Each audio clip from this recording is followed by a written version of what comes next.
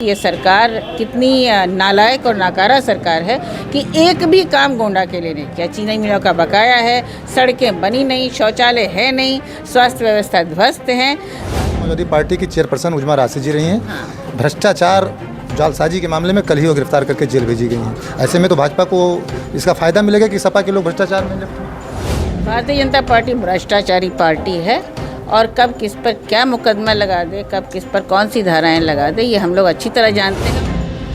कहा जा रहा है बाहर की हैं। आजकल बाहर का कुछ नहीं होता है। लोगों के तो यहाँ महल होते हैं और नहीं रहते हैं।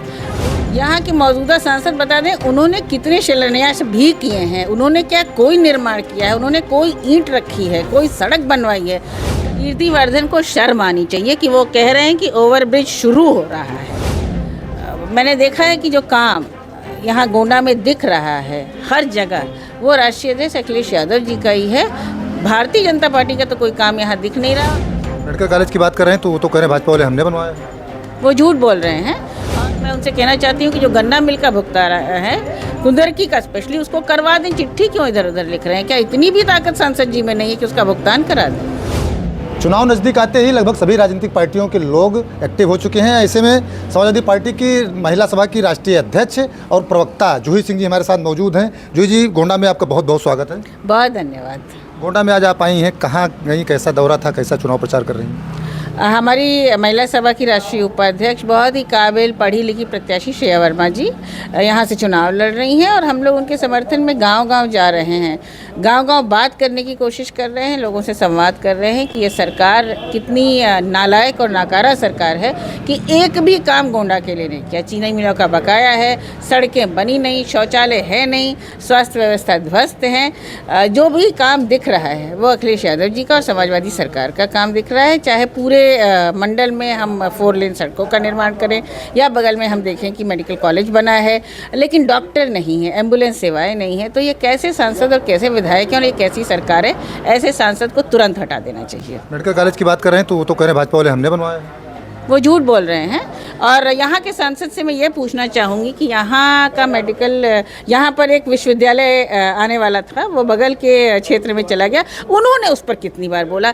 इस सांसद का रिपोर्ट कार्ड बहुत ज़रूरी है, क्योंकि ये तर्क की जीत होनी चाहिए और श्रेया वर्मा की जीत होनी चाहिए।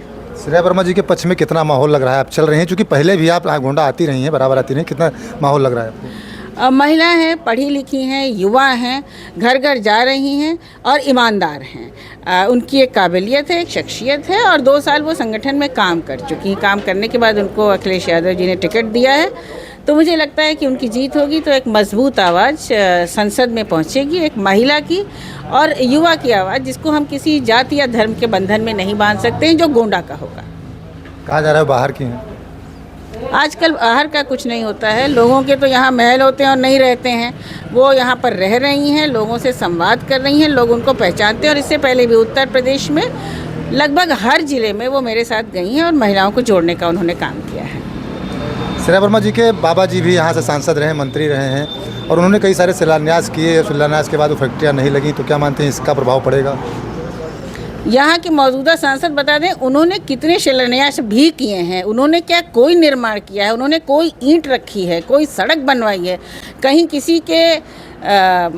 किसी को किसी योजना से जोड़ा है? उनका खुद का क्या काम है? उनका परिवार बहुत दिनों से यहाँ रह रहा है, उनके पिता भी थे। तो ज़रा सा अपना काम बता दें, कितने शौचालय बनवाए हैं, अपनी निधि से जनता के लिए क्या काम किया है, कितनी महिलाओं की मदद की है। समाजवादी पेंशन जो बंद हो गई थी, उसको क्यों बंद होने दिया? जिला अस्पताल में जब बच्चे, अभी 4 बच्चों की 5 बच्चों की बर्न, उससे कुछ बच्चों को रेफ़र किया गया, वहाँ कितनी बार गए? तो अब जनता ऐसा प्रतिनिधित्व चाहती है जो उसको भारतवर्ष की नीतियों से जोड़े और एक मजबूत आवाज़ संसद में उठे, जो श्रेया वर्मा उठाएंगी। श्रेया वर्मा की जीत को लेकर आप आश्वस्त हैं, लेकिन बगल में ही कैसरगंज है। कैसरगंज पे अभी वहाँ पर ना आपने पत्ते खोले, आपकी पार्टी ने, ना भाजपा ने। कैसरगंज एक समाजवादी क्षेत्र रहा है और समाजवादी पार्टी का एक मजबूत संगठन है। जी, मैं वहाँ, मेरा घर है और मैं ये बिल्कुल विश्वास से कह सकती हूँ कि कैसरगंज जिस तरीके का पढ़ा लिखा विकास परक प्रतिनिधि चाहता है, जो कैसरगंज की आवाज़ भी मजबूती से उठाएगा समाजवादी पार्टी और आदरणीय अखिलेश यादव जी, ऐसा ही कैंडिडेट वहाँ देंगे और वो कैंडिडेट जीतेगा। पत्रकार वार्ता में राष्ट्रीय अध्यक्ष जी अखिलेश यादव जी से गोंडा के एक पत्रकार ने सवाल किया था कि क्या बृजभूषण जी को फिर से आप ला रहे हैं, सपा में ले रहे हैं और टिकट दे रहे हैं, क्या लगता है बृजभूषण जी आएंगे सपा में? ये तो निर्णय राष्ट्रीय अध्यक्ष जी का होगा। उनकी बहुत ही एक व्यापक सोच है और वो हर विधानसभा हर लोकसभा को अच्छी तरह समझते हैं, जानते हैं हर लोकसभा में कैसा कैंडिडेट देना चाहिए। जैसे हमने टिकट वितरण किया है, बहुत ही समझदारी से किया जाएगा, क्योंकि हमें ऐसी ताकतों को हटाना है जो संविधान बदलना चाहते हैं, जो देश को बेचना चाहते हैं, जो हमें आपस में लड़ाना चाहते हैं। तो बहुत ही गंभीर कैंडिडेट हर जगह दिया जाएगा। विनोद शुक्ला जी के सपा में आने से कितना फ़ायदा आपको लग रहा है? विनोद शुक्ला जी एक बहुत ही गंभीर परिपक्व नेता हैं, आपका एक जनाधार है, बड़ा जनाधार है, तो समाजवादी पार्टी मजबूत ही होगी। और ऐसे लोग पढ़े लिखे लोग आए हमारे राष्ट्रीय अध्यक्ष के विचारधारा पे, उनमें आस्था और विश्वास देकर आप आए हैं, तो समाजवादी पार्टी निश्चित रूप से मजबूत होगी और आपका भी सम्मान पूरा समाजवादी पार्टी में रहेगा। सर, क्या लगता है पीडीए पिछड़ा दलित अल्पसंख्यक जो आपका फार्मूला, आपके राष्ट्रीय अध्यक्ष जी का फार्मूला, यह गोंडा में काम करेगा? पिछड़ा दलित अल्पसंख्यक समाज के हाशिए पर जो खड़े हुए अगड़े हैं, महिलाएं हैं, इनका प्रतिनिधित्व तो हमेशा समाजवादी पार्टी ने किया है। हम नेताजी के समय से, लोहिया के समय से ले लें, उसी विचारधारा को हम आगे ले जा रहे हैं। और अभी तो मैंने देखा है कि जो काम यहाँ गोंडा में दिख रहा है हर जगह, वो राष्ट्रीय अध्यक्ष अखिलेश यादव जी का ही है। भारतीय जनता पार्टी का तो कोई काम यहाँ दिख नहीं रहा। और मैं उनसे कहना चाहती हूँ कि जो गन्ना मिल का भुगतान है कुंदरकी का, स्पेशली उसको करवा दें। चिट्ठी क्यों इधर उधर लिख रहे हैं? क्या इतनी भी ताकत सांसद जी में नहीं है कि उसका भुगतान करा दें? किसानों की बात आप कर रहे हैं, लेकिन आपकी पार्टी जब बकाया भुगतान को लेकर बात आती है तो क्या आपके नेता सामने आते हैं, किसानों की आवाज़ उठाते हैं? हमेशा उठाते हैं। और मुझे लगता है गोंडा में आंदोलन भी होता है, जहाँ भी ये दिखाई देता है गन्ना किसानों को उचित मूल्य मिले। हमारे अगर नेताजी की बात कहें तो जब भी वो सरकार बनाते थे, सबसे पहले कहते थे दवाई, पढ़ाई और सिंचाई, तीनों चीज़ मुफ्त होगी। और इसी का इंफ्रास्ट्रक्चर अखिलेश यादव जी ने आगे बढ़ाया है। तो किसान तो हमारे अभिन्न अंग हैं और किसानों की बात हम हमेशा करते हैं।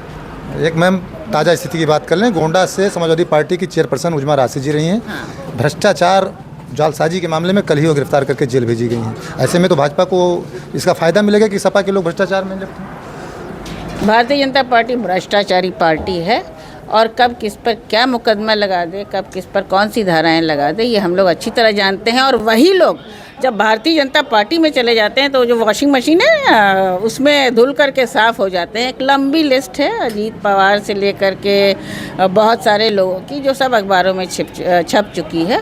और भारतीय जनता पार्टी के अब मैं देखूं 3/4 नेता तो भारतीय जनता पार्टी के हैं भी नहीं। तो ये मुकदमा लगाना, चलाना, जेल भेजना, ये तो उनकी आदत है, लेकिन ये सरकारी दबाव है। सरकारी दबाव है। ओवरब्रिज गोंडा में 3 बन रहे हैं, फ्लाईओवर एक स्टार्ट हो गया है, सांसद जी अपना काम गिना रहे हैं, मेडिकल कॉलेज की बात कर रहे हैं, सड़कों की बात कर रहे हैं, सड़कें बता रही हैं कि आपके समय में बनी है। तो इन सब में पब्लिक को कैसे भरोसा जगेगा कि समाजवादी पार्टी सरकार जो रही है, उनका काम जो रहा है, वो कैसे आप लोगों तक पहुँचाएंगे? कीर्तिवर्धन को शर्म आनी चाहिए कि वो कह रहे हैं कि ओवरब्रिज शुरू हो रहा है।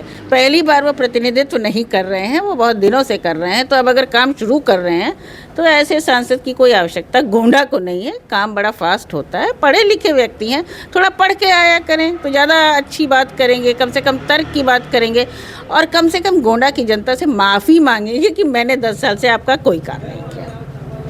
बहुत बहुत धन्यवाद हमसे बातचीत करने के लिए। साफ तौर से आपने खुलकर सभी सवालों का जवाब दिया, चाहे वो नगर पालिका अध्यक्ष उजमा राशिद की बात रही हो, विकास की बात रही हो। आपका साफ तौर से कहना है कि जो भी विकास हुआ है देवीपाटन मंडल में, वो अखिलेश यादव जी की सरकार में हुआ है। आप लोग देखते रहें गोंडा पब्लिक पोस्ट।